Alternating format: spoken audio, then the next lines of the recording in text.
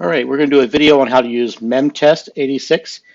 Basically, we are going to use a virtual media loaded into a virtual machine, boot the virtual machine, and then try and show you how to use the tool through the interface.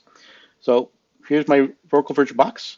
I'm going to open up and make sure that this media is actually in the drive, virtually speaking, and start the machine. I'm going to minimize that.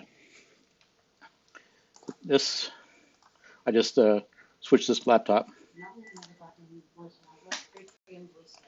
All right, so you just saw how the machine booted right off the media. You're going to choose troubleshooting. Then we're going to go down to run a memory test.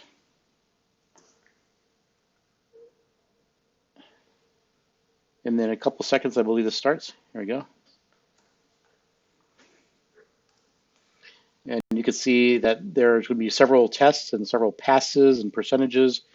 This is what it would normally look like when it's running. And it can take quite a while depending on how much RAM is in the machine. In my case, I built the virtual machine with about 2 gigabytes of RAM.